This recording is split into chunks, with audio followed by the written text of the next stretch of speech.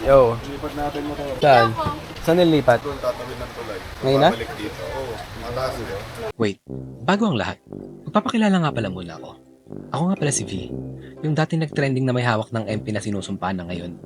At ito yung page ko dati na gumagawa ng reviews. Nakilala siya dahil sa mga alak reviews at sa pag-iinom sa kapaglalaklak ng bote. After nun, biglang gumawa ng kulto ng mga manginginom. But that's all in the past na. Gusto ko ngayon mag-travel at uminom ng konti. Kaya samahan nyo na lang ako. Kung ayaw nyo, hindi wag, nyo. Ako nga pala si V, ang manginginom nyong narrator. Medyo lasing na pero kaya pa naman. Samahan nyo lang ako kung saan muntik na kaming mas stranded sa Daraitan. Tara! Shoutout kay sir. Mag-pitch din ako eh. Mag-pitch ka rin. Yellow. Yellow vlog. Shoutout na lang ako sir. Kalimutan ko naman suotin yung isa kong gloves, pucha. Pero okay lang, ano matatabi. Ngayon nagsisimula yung aking motovlog. Yeah, let's go.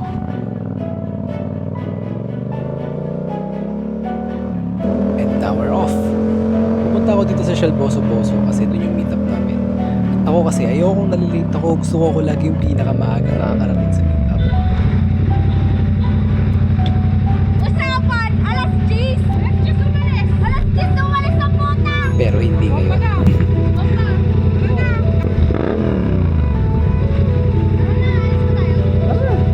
Tara!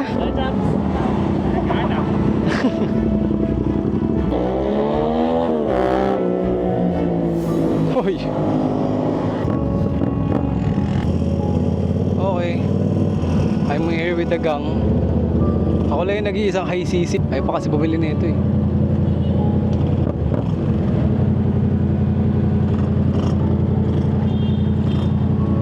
Ayan sila mga kasama ko. Nice.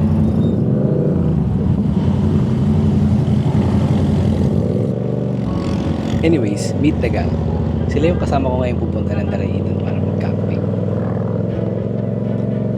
Constant friends ko na sila, so lagi ko na silang kasama ever since the pub days pa lang.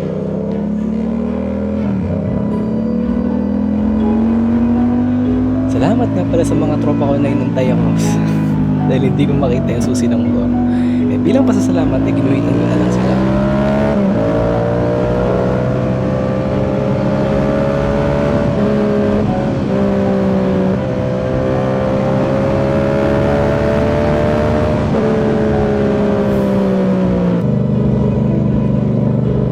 Ay, chill ride. Chill ride daw. Ganito yung chill ride. Alam mo yung masaya sa Marilaki? Bukod sa napakaraming kamot, dito mo rin makikilala yung motor mo dahil sa mga business. Sabi nga nila, pag umakit ka ng Marilaki, pababa mo marunong ka ng motor. Tapos ang dami pang namimitik. Isa ka mga vlogger na nag-aantay ng may sumempa para may content sila sa page nila. Easy money!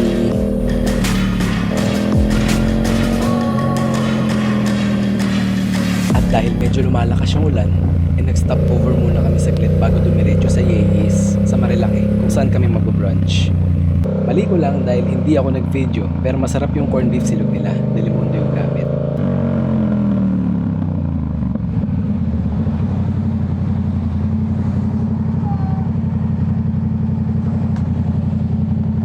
So, antayin ko na lang sila dito.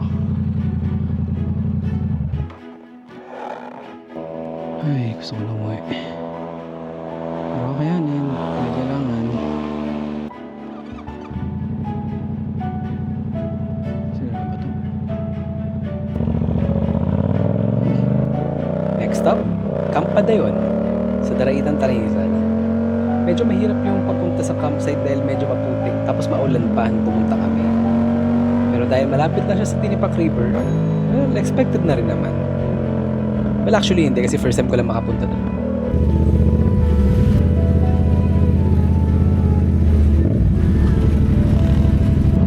Medyo mahirap yung daan dito. Palaban ako bigla. Ay, gusto ko na umuwi. Okay lang. Ayan. Ito kasi bandang Daraitan. From Yeyes, siguro mga around 45 minutes na yung papunta. Nandito na sa Daraitan. Not sure, di ko tansya. Hindi ko naman tinitingnan yung oras, bumabiyahe lang ako eh. At yung daan papuntang Campadayon ay medyo maputik, saka malubak pa yung ibang kalsada. Pero most of the trail naman is medyo established na, so madali nang puntahan.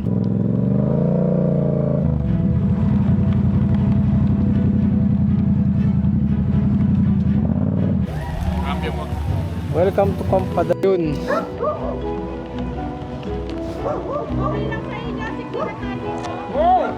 Gusto mo, uwi na ako? Sa wakas.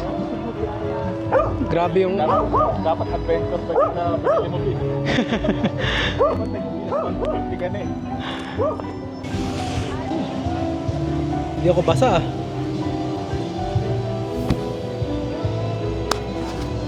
Pagod! Isa pang mali ko, hindi ko na naman na-record yung pag-prepare ng mga pagkain. Pero diretso na lang tayo dun sa inuman. Medyo madrama lang.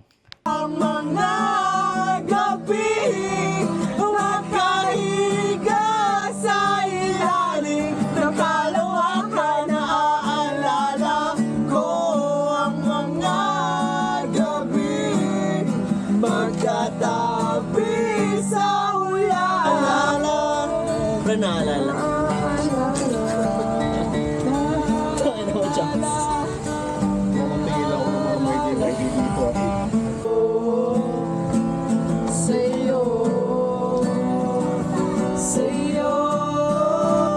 Iyakap mong mahigpit, palapit sa'yo. Wala nang ang hihigit sa pag-ibig mo. Iyakap mong lahat lang. Siyempre, after ng madramang kantahan, doon papasok yung mga kwentuhang panglasing. Sobrang patulan ng paglasing talaga. Ikaw control doon pag may tama na. Masyado maingay motor namin. Pagdating namin dun sa spot na inuman na dinalo kami. Wala lang, kinamusta na masyado maingay. Si Ronald di pinalagpas. Kaming inang yan, gusto ko lang uminom ng payapa. Uuwi na dapat kami, nabangan na kami. Ito yung isa, may hawak na ng yabe na mahaba. Sobrang habang yabe, yung yabing pan-truck na. Pambugbog na talaga, pre. Si Ronald putang ginawa. Nakita niyang bubugbugin na kami. Ginawa, bumawa ng motor. Tinanggal yung tsinela, sinagi sa akin. Pre, bubugbugin ko to, takbo na kayo. Ginawa, siyempre, tatakbo kami. Hindi naman ako panlaban eh. Ngayon, pre, bugbugin mo yan. Kaya ginawa, nabugbog siya. Nabugbog siya, ang ginawa, tumakas. Nagtawag ng tricycle, tapos kami naiiwan. Saan yung tropa? Saan yung tropa? Kago, di ko nga namin alam eh. Punta sa magchat-chat sa akin si Ronald. Pre, nasan na kayo? Nakuwi na ako eh. Kaya mo, iwan mo kami! Iwan mo sa magbugan! Kayo pa yun eh.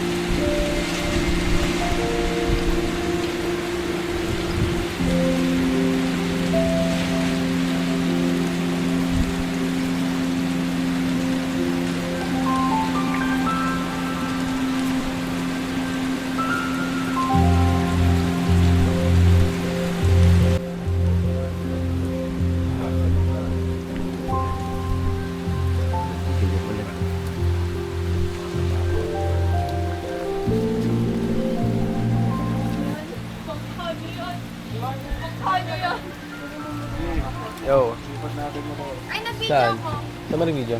Yan ang Sige, nagamit ko. Saan nilipat? Ngayon na? Yeah, listen. We fucked up. Dito ay medyo kinabahan na ako. Dahil walang tigil yung ulan simula kagabi, lumakas na yung agos sa Tinipak River.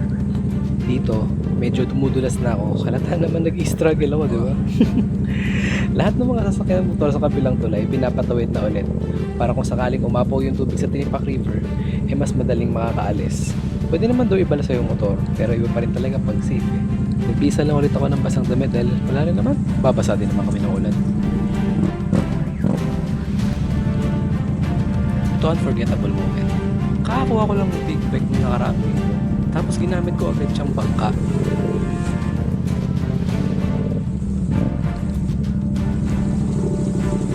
Madulas-dulas pa ako dito. Putya, hirap na hirap ako.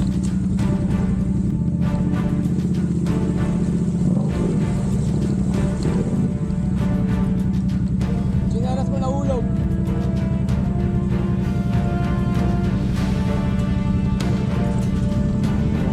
Totoo nga na medyo malakas na yung agos ng Pinipak River. Tapos, yung tulay pa nila, gawa lang sa kahoy. So, delikado nga. So, minabuti na talaga na ilikas na yung mga motor at sasakyan. Kasi, di natin alam, may possibility na baka gumiba yung tulay.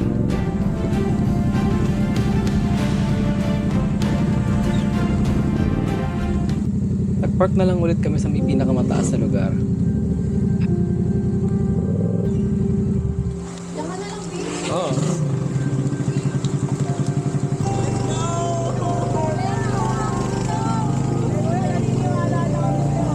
Gusto namin mag-park, yung nag-tricycle kami pabalik upang makapag-hirap saka makapag-almusal. Nasa mga malita.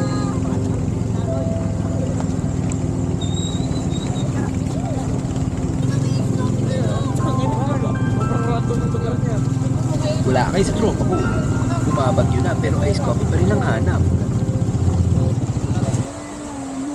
Thank you po. Pagkatapos namin mag-hirap at mag-almusal, sumakay ulit kami ng tricycle pabalik kung saan nakapark yung motor. Sagot ni Kampadayon yun. Kaya salamat sa Kampadayon, sobrang accommodating yun. Mas go rin kasi may glamping sa camping sila.